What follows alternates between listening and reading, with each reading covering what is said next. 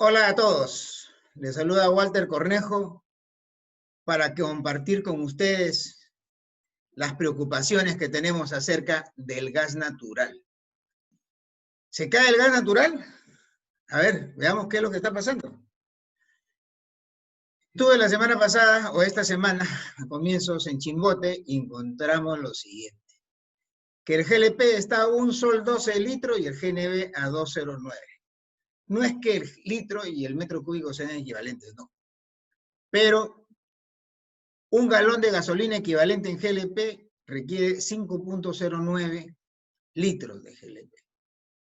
En otras palabras, el GLP está, según esto, a menos de 6 soles el galón equivalente de gas, de gasolina, y el GNB está a 7 soles el galón equivalente de gasolina. En realidad, más de 7 soles. En otras palabras, el GLP le ganó en competitividad, pero no termina aquí. En Ica es peor la situación, porque el metro cúbico de gas está en 2.49 en la mayoría de estaciones, pero alguna todavía tiene 2.85, que fue la reacción inmediata ante la subida de precios por el concesionario. ¿Cuáles han sido los efectos del COVID que nos tiene tan locos a todos? Y es que efectivamente el precio del petróleo y de sus derivados cayó. El precio del gas también cayó, pero eso es en el mundo. En el Perú, como somos una isla muy especial, el gas natural sube de precio. Estamos hablando básicamente del gas que viene desde Camisea. ¿Y qué es lo que pasa? ¿Cómo se compone el precio del gas? El gas tiene 3 precios. El gas que se saca en la boca de pozo, que se llama el gas natural. El transporte de gas a través de gasoducto, que se llama efectivamente el transporte, y el último eslabón de esta cadena es el distribuidor que lleva el gas a los usuarios. ¿Cuánto cuesta la molécula? Cuesta 3.05. ¿Cuánto cuesta el transporte? 1.12, todo por millón de BTU estamos hablando. Aunque el transporte es un poco más costoso por 1.000 pies cúbicos, que es la tarifa normal, pero aquí le hemos llevado a 1.000.000 de BTU, o sea, 1.12. Y el distribuidor cobra en promedio 0.86, entonces uno diría que el precio final del gas debería ser 5.03, pero eso no es así. ¿Por qué? Porque los concesionarios contratan una cantidad de gas y una cantidad de transporte, pero la demanda es inferior. Esa diferencia, que ahora en el mes de febrero era de 17% aproximadamente, en promedio, entre gas y transporte, resulta que la tiene que pagar ¿quién? No la paga el concesionario, la pagan los usuarios, gracias a una resolución de Ocinermin del año 2016, 054-2016, que dijo, esto lo pagan los usuarios. Y entonces el costo medio está definido como la factura total que el concesionario tiene que pagar al productor y al transportista entre la demanda. O sea, ese 17% lo pagan los usuarios.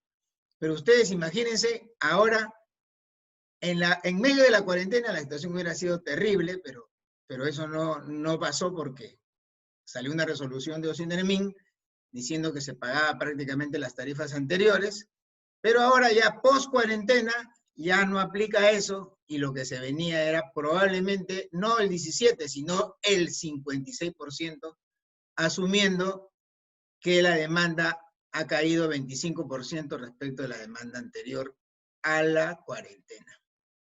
Entonces se venía una cosa grave. Ahora, ¿cómo es esta cosa grave? ¿Qué es lo que está pasando en el mercado? ¿Por qué decimos esto? Porque este es el volumen contratado de gas, así como este es el volumen contratado a la derecha del transporte. Pero si se contrataron 226 millones de pies cúbicos por día en realidad, pero el take or pay aplica al 80% y eso da 183 millones. Lo que termina ocurriendo es que antes del COVID teníamos esta demanda acá, que no llegaba a los 160 millones de pies cúbicos diarios, pero en la cuarentena esto cayó pues demasiado, ¿no? Cayó hasta 70 millones de pies cúbicos por día. Si se hubiera tenido que aplicar ahí una tarifa, seguramente que hubiera sido, imagínense, en gas $7 y en transporte $3, ¿no? Sería una cosa muy complicada. Pero ahora que terminó ya la cuarentena, las cosas no han vuelto a su nivel anterior, ¿no? No han vuelto. Entonces la demanda está deprimida y lo que iba a pasar es que iba a venir una tarifa más alta. Esta tarifa, miren lo que hubiera pasado en medio de la cuarentena por la caída de la demanda si se aplicaba ese concepto de que la factura la tienen que pagar los usuarios. Habráse visto. Entonces, pero en este periodo de cuarentena hay fuerza mayor y Ocinermin mantuvo las tarifas más o menos iguales a la era pre-COVID. Pero ya terminada la cuarentena se venía un incremento que estimamos no menos de 33%. De repente es más. Entonces, ¿qué pasó? Que Ocinermin reaccionó y dijo, no, esto no va a pasar. Es una subida de este tamaño no se puede aceptar. Entonces dijo, sacó una resolución 073-2020 donde dijo, vamos a cambiar el precio medio del gas y el costo medio de transporte. O sea, esos costos medios que son la factura dividida entre la demanda ya no va a ser así. ¿Por qué? Dice, porque la menor demanda va a hacer subir los precios, ¿no? Y eso es debido a deficiencias normativas. Reconoce que su resolución anterior es una deficiencia normativa. Entonces vio que se venía la cuarentena y las tarifas iban al cielo. Entonces resolvió que para que empiece julio va a dar esta norma. Y de hecho esta norma salió el fin de semana anterior al inicio del mes de julio. Lo que ocurría era de que ahora, o sea, lo que dijo Ocinermin es que ahora va a calcular la forma en que calcula este costo medio. O sea, hasta el mes de febrero, inclusive hasta junio, podemos decir, el recargo respecto al precio de molécula y al precio del transporte que han venido pagando los usuarios es de 15%. En relación con el gas y 26% en relación con el transporte, lo que da un valor medio aproximado de 18%, ¿no? Ahora con la nueva forma de cálculo de Ocinermin es que se va a pagar el costo básico, se va a pagar más un factor adicional. Ese factor, ¿cómo se determina? En base a la variación de la demanda mínima y máxima que ha habido en el año del consumo de gas natural, un factor que aproximadamente da 27% de variación. Y entonces con ese factor van ahora, si antes pagábamos en promedio 18% más sobre los cargos, la suma del gas de boca de pozo más transporte, ahora vamos a pagar más. Van a subir las tarifas, no mucho, porque tampoco la diferencia no es grande, donde el más afectado probablemente va a ser el consumidor residencial y las menos afectadas serían las industrias del GNB. Las tarifas entonces subirían de todas maneras en Lima. El concesionario, sin embargo, va a pasar lo siguiente. El concesionario está limitado porque los Ocinermin le dicen, mira, ¿sabes qué? Ya no te voy a pagar toda tu factura. Yo te pago lo que consumen los consumidores más un factor que acabamos de ver que toma en cuenta un 27%. Pero le dice, lo que no te voy a pagar, lo que va a quedar sin cubrir, tú lo vas a vender en el mercado secundario, ¿no? Y ahí vas a realizar tu parte de gas que has comprado de más en relación a la demanda. Pero el problema es que los acuerdos bilaterales para el mercado secundario, o sea, el mercado secundario para empezar está suspendido. No hay mercado secundario. Si se pueden hacer acuerdos bilaterales, esos acuerdos solamente rigen hasta el 31 de diciembre, porque así lo determinó el Ministerio de Energía y Minas, que ha estado año tras año dando así prórrogas de un añito, y lo hacía a fin de año encima, o sea, como diciendo, te lo doy porque en fin, pero no sirve eso, esas cosas que se hacen a fin de año y por un año, eso no sirve. Eso lo tienen que entender el ministerio que hace esas cosas por las puras. Tienen que hacer que los acuerdos bilaterales tengan largo plazo, si no, no sirven para nada. Y encima no hay mercado secundario. Entonces, ¿qué le dicen al concesionario? Te voy a bajar, te voy a poner una tarifa limitada, pero el resto de gas, arréglalas como puedas. ¿Cómo se lo va a arreglar si es que no va a poder comercializar en el mercado secundario porque solamente rige por los siguientes 6 meses? ¿Quién hace un contrato por meses? No se hacen contratos por meses. Para gas natural se necesitan años. Y en 6 meses va a ser muy difícil que hagan esa venta. El MINEM, por su parte, propuso en plena cuarentena de que ese costo medio antiguo, que Ocinermin dice que es producto de ineficiencias, el MINEM, el Ministerio de Energía y Minas, dice, ahora vamos a extenderlo. Lo propuso en plena cuarentena, el 20 de marzo, mediante esa resolución 102-2020, que hay que aplicarlo también a los generadores. Están mal los señores. Estamos con problemas ahí en entender, en que no comulga lo que dice el regulador, que entiende mejor, aunque a mi modo de ver insuficientemente, la aplicación de una tarifa adecuada y oportuna frente a un ministerio que la verdad anda de tumbo en tumbo.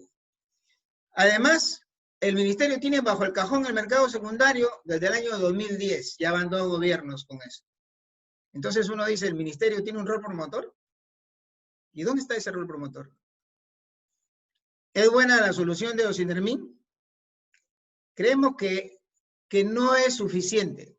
Creemos que es una solución, primero, que va a permitir que suban las tarifas.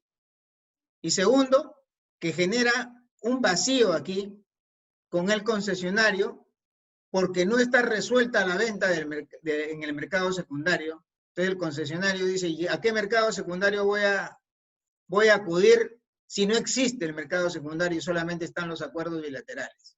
Y esos acuerdos bilaterales solo hasta el 31 de diciembre. Eso no está bien. La otra cosa es que el gas natural necesita más competitividad. Estamos viendo cómo los precios han subido y no podemos seguir con precios altos porque si no se va a contraer el mercado. Entonces ese factor de 27% es muy alto. Proinversión propuso 5% para el proyecto de 7 regiones y ese nos parece adecuado.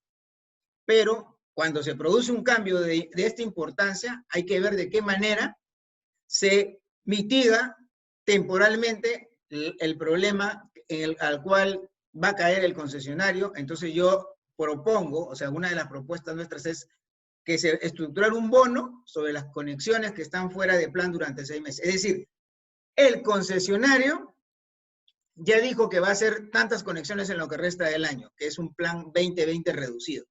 Bueno, le decimos, si haces, concesionario, más conexiones, o sea, construyes más infraestructura, contratas más gente, das empleo, entonces te doy un bono porque esa conexión adicional a tu plan le vamos a dar un premio.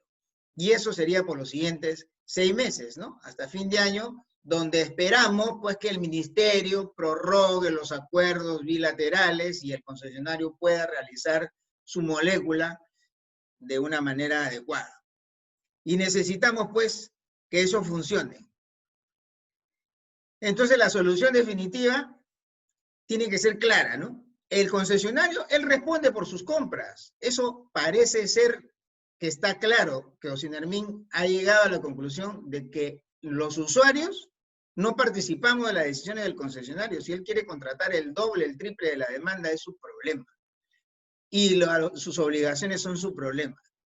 Pero nosotros entendemos de que efectivamente, como tiene que asegurar molécula y tiene que asegurar transporte, entonces hay que darle un pequeño beneficio. Darle 27%, como es el cálculo del Ocinermin, no nos parece porque está hecho sobre el mínimo y máximo. y debió haber sido hecho sobre el punto medio, que sería 13,5%. Pero además eso es si todo fuese 100% take or pay, y no es así, porque el Boca de Pozo es solamente 80% take or pay, y en el transporte hay las posibilidades de una cantidad mayoritaria seguramente para transporte en capacidad firme, o sea, al 100%, y otra parte minoritaria como contrato interrumpible, pero existen formas para poder atenuar el efecto, y por ese motivo consideramos que la propuesta de proinversión del 5% es adecuada. Pero el concesionario tiene que tener pues libertad para colocar sus excedentes. Entonces el mercado secundario debe funcionar. Hoy no hay ese mercado secundario y los acuerdos bilaterales, ya hemos dicho, están limitados. Y esta misma libertad que requiere el concesionario también necesitan los generadores, que se compraron 569 millones de pies cúbicos por día de gas, y el año pasado solamente usaron 409, o sea, 160 millones de pies cúbicos menos, porque la demanda se contrajo, porque no se hicieron los proyectos mineros, etc. Pero este año esa cifra seguramente va a empeorar. ¿Qué necesita el país? El país necesita, estamos mal, la economía del país está por los suelos. El COVID nos ha afectado tremendamente, además de la corrupción. Necesitamos trabajo, necesitamos promover las ventas, necesitamos mover la economía. ¿Y qué necesitamos entonces? Energía de bajo costo. O sea, no necesitamos que se encarezca el gas. Si en el mundo el gas está bajando de precio, ¿por qué en el Perú tiene que aumentar? Es una aberración absoluta. Necesitamos energía de bajo costo. Necesitamos construir infraestructura. Para la infraestructura le va a dar empleo, va a mover la mano de obra, va a mover la economía, va a mover al poblador peruano, le va a permitir tener más confianza. Y además hay que usar lo que tenemos. Tenemos gas, hay que usarlo. ¿Por qué estamos importando tanto hidrocarburo de afuera y sobre todo tanto hidrocarburo contaminante y cochino, ¿no? Entonces, eso es lo que necesitamos. Más empleos, más infraestructura, más competitividad para que las empresas peruanas con energía de mejor precio puedan competir y vender y exportar al mundo. Más gas para todos los peruanos y menos importación. Entonces lo que necesitamos es como un arranca Perú gas. ¿Qué es esto? Implementar el mercado secundario. Ya. Mientras este no esté, los acuerdos bilaterales deben aprobarse para 5 años. Así, se hacen acuerdos bilaterales y Cálida puede vender tranquilamente, y yo quiero hacer un proyecto con ese gas y lo puedo hacer porque tengo 5 años, tengo un buen horizonte de trabajo y la economía para 5 años me da. Los concesionarios y generadores entonces deben poder vender libremente sus excedentes. O sea, compramos de más, pero podemos vender. Aunque vendamos más barato, igual vamos a recuperar una cantidad importante del dinero que simplemente estamos pagando y no estamos usando ese gas ni ese transporte. En cuanto al gas natural vehicular, primero las tarifas tienen que ser competitivas, ¿no? Esto que les estoy mostrando en Chimbote, en Ica, en Lima mismo el gas natural vehicular ha subido. No hay que cargar a los usuarios la factura de los concesionarios. Hay que promover el gas. El bono del chatarreo es una buena idea, ¿no? O sea, pero aplicada a buses interprovinciales, también si quieren a buses urbanos y a camiones, que son los que nos van a dotar de una economía fuerte, porque ahí es donde van a estar los reemplazos importantes de la mucha cantidad de diésel que importamos todos los meses. Y además hay que aplicar normas internacionales y simplificar los trámites. No significa de que vamos a sacrificar la seguridad. Las normas internacionales son súper seguras. Por eso que se llaman normas internacionales, porque se aplican en Estados Unidos, en Canadá, en Europa. Y entonces nosotros tenemos que buscar aplicar esas normas en nuestro país. Y no estar abarrotándonos de trámites y salir con policía, porque de eso no se trata la industria. Sí hay que supervisar las operaciones y es muy importante que se haga, y obviamente tienen que estructurarse políticas y plazos adecuados para que se pueda adecuar a estas normas. Y por último, está en que hay que financiar redes de distribución. Los programas de masificación que hay son muy pobres.